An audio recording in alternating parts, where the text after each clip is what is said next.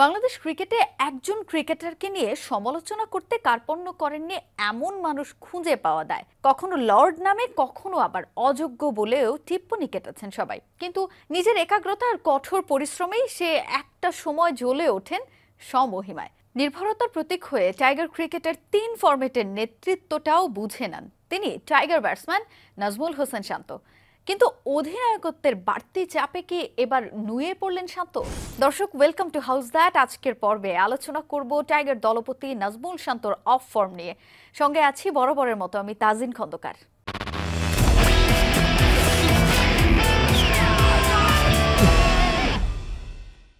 বাংলাদেশ জাতীয় ক্রিকেট দল ভক্তদের কাছে এক আবেগের নাম টাইগার ক্রিকেট, কিন্তু সেই আবেগ নিয়ে রীতিমতো ছেলে খেলাই করে বাংলাদেশ দল। দিনের পর দিন ব্যাটিং ব্যর্থতা যেন আষ্টে পৃষ্ঠে ধরেছে দলকে। যে দুর্দশা কাটিয়ে ওঠার কোনো চেষ্টা আদতেও বাংলাদেশ দলের আছে কিনা তা নিয়েও সন্দিহান টাইগার ভক্তরা। বুক ভরা আশা নিয়ে খেলা দেখতে বসা দর্শকরা আর কতদিন হবেন আশাহত? প্রিয় দলের এমন হতাশাজনক পারফরমেন্সে সমালোচনার ঝড় নেটিজেনদের মাঝে। কারো কাছে মায়ের দোয়া দল, কারো কাছে আবার এই দলটার নাম পিকনিক টিম, যেখানে পারফর্ম না করেও থাকা যায় ফুরফুরে মেজাজে, যেখানে হারের পর অজুহাতের বুলি আওড়াতে পটু ক্রিকেটাররা। ভাবনা থাকে না নিজেদের অবস্থার পরিবর্তনে, নেই কোনো জবাবদিহিতাও। এক কথায় বলতে গেলে বাংলাদেশ ক্রিকেট টিমটা যেন একটা সার্কাস কোম্পানি। দিনের পর দিন ব্যর্থতার গ্লানি মাথায় নিয়ে একেবারে ভাবলেশহীন হয়ে ব্যাট বল নিয়ে মাঠে নেমে পড়ছেন ক্রিকেটাররা। আসন্ন টি-20 বিশ্বকাপ সামনে রেখেও একই রকম ভাবে পারফর্ম করে যাচ্ছে দল। বারবার ধসে পড়ছে টাইগারদের টপ অর্ডার। রানের খাতা খুলতে না খুলতেই মাঠ ছাড়তে হচ্ছে লিটন, শান্ত, সৌম্যদের। এমন একটা দল নিয়ে কতখানি আশাবাদী হতে পারে টাইগার ক্রিকেট ভক্তরা? সময়ের পরিক্রমায় বাংলাদেশ ক্রিকেটে পরিবর্তন এসেছে অনেক। ফুরিয়েছে পঞ্চ পাণ্ডবের সেই সোনালী দিন। পরিবর্তন এসেছে অধিনায়কত্বে। টাইগার অলরাউন্ডার সাকিব আল হাসানের পর এবার ৩ ফরম্যাটে অধিনায়কের দায়িত্বভার তুলে দেওয়া হয়েছে নাজমুল হোসেন শান্তকে। এই শান্তকে নিয়ে সামাজিক যোগাযোগ মাধ্যমে ট্রলে সয়লাভ হয়ে যেত। সেই শান্তর কাঁধেই যখন গুরু দায়িত্ব, তখন একটা প্রশ্ন আপনার মাথায় আসতেই পারে, লর্ড শান্ত নামে যেই মানুষ বেশি পরিচিত, সে দায়িত্ব কাঁধে নিয়ে দলের হালটা কতখানি ধরতে পেরেছেন? চলুন একটু পেছন ফিরে দেখা যাক এবার। গেল ২ বছরে শান্ত নিজের নামের পাশ থেকে লর্ড কথাটা সরিয়ে ফেলার জন্য কি না করেছেন। ২০২৩ সালটা তো একেবারে দুর্দান্ত কেটেছে তার। টি-20 ছাড়া বাকি ২ সংস্করণে বাংলাদেশের ব্যাটারদের মধ্যে শীর্ষ রান সংগ্রাহকও ছিলেন তিনি। সাদা পোশাকের ক্রিকেটে করেছেন ৪৪০ রান, আর ওয়ানডেতে ছিল ৯৯২ রান। ২০২২-এ বেশ কিছু ম্যাচে দারুণ পারফর্ম করে আস্থা অর্জন করেন শান্ত, যার মধ্যে অন্যতম ছিল জিম্বাবুয়ের বিপক্ষে টি-20-তে ৭১ রানের এক ইনিংস।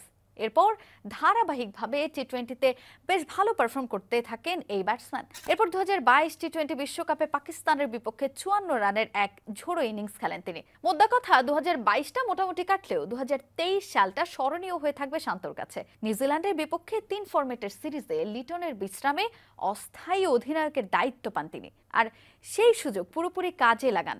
অধিনায়ক শান্তর নেতৃত্বে 3 ফরম্যাটেই কিউইদের বিপক্ষে ইতিহাস গড়া জয় পায় বাংলাদেশ।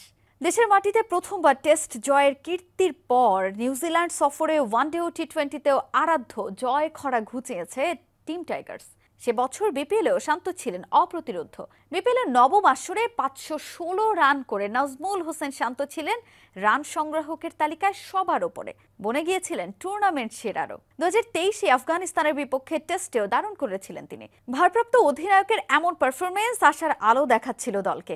এমন অভাবনীয় সাফল্যের পর শান্তর জাতীয় দলের নেতৃত্ব পাওয়াটা অনুমেয়ই ছিল। এরপর ওয়ানডে বিশ্বকাপ থেকেই তাকে নিয়ে দলের নেতৃত্বের ভাবনা চিন্তাটা শুরু হয়ে যায়। ভারতে অনুষ্ঠিত ওয়ানডে বিশ্বকাপে দলের সহ অধিনায়কের দায়িত্ব পালন করেন টপ অর্ডার এই ব্যাটার। সাকিবের চোটে 2 ম্যাচে নেতৃত্বও দিয়েছিলেন তিনি। ২০২৪-এ এসে 3 ফরম্যাটের অধিনায়কের দায়িত্ব পেয়ে যান শান্ত। এরপরেই শ্রীলঙ্কার বিপক্ষে এক ওয়ানডে ছাড়া টি-20 আর টেস্টে হারতে হয় বাংলাদেশ দলকে। সেখানে ওডিআইতে ১২২ রানের ঝোড়ো এক ইনিংস খেলে জয়ে অবদান রাখেন তিনি। বাকি দুটির একটিতে খেলেন ৪০ রানের এক ইনিংস, কিন্তু টি-20-তে তাকালে আর খুঁজেই পাওয়া যাবে না শান্তকে। লঙ্কানদের বিপক্ষে 3 ম্যাচ সিরিজের দ্বিতীয় টি-20-তে এক 50 হাঁকালেও প্রথম আর শেষ ম্যাচে করেছেন ২০ আর ১ রান। শুধু কি তাই, গেল বছর বিপিএল এর টুর্নামেন্ট সেরা খেলোয়াড় মোটে 1 বছরের ব্যবধানে যেন একেবারেই ফুরিয়ে গেলেন। চোখে পড়ে বাঁহাতি ব্যাটসম্যানের ব্যাটে রান খরা। 12 ম্যাচে তার রান মোটে 175, যেখানে ব্যাটিং গড় 14.58 আর স্ট্রাইক রেট মাত্র 93.58।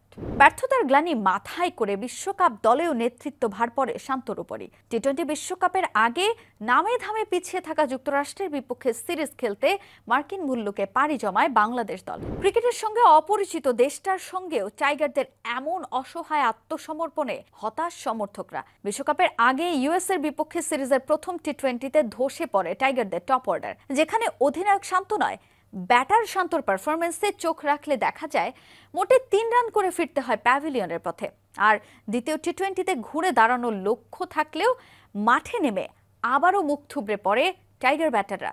সৌম্য, তানজিদ তামিমদের পর শান্তও পারেনি দলের হয়ে জয়ে অবদান রাখতে। মোটে 36 রান করেন তিনি, আর তাতেই সিরিজ হারের লজ্জায় ডোবে বাংলাদেশ ক্রিকেট দল। সঙ্গে প্রশ্ন ওঠে শান্তর পারফরমেন্স নিয়েও। অধিনায়কত্ব পাওয়ার আগে 2022 ও 23-এ ধারাবাহিকভাবে শান্তর পারফরমেন্সই দেখাচ্ছিল আশার আলো, কিন্তু নেতৃত্ব পাওয়ার পর কেন শান্ত ঝিমিয়ে পড়লেন একেবারেই নামের মতো? তাহলে এবার প্রশ্ন রাখাই যায়, অধিনায়কত্বের বাড়তি এই চাপেই কি শান্তর বিবর্ণ পারফরমেন্সের বড় কারণ? অনেকদিন ধরে নিজের নামের প্রতি সুবিচার তো দূরে থাক, দলের হালটাও ঠিকঠাক ধরতে পারছেন না তিনি।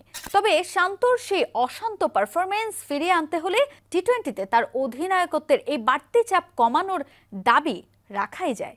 দর্শক, আজ এ পর্যন্তই। পরের পর্বে আপনাদের সামনে আবারও হাজির হব হাউস দ্যাটে নতুন কোনো এপিসোড নিয়ে। সে পর্যন্ত ভালো থাকুন আর চোখ রাখুন সময়ের পর্দায়।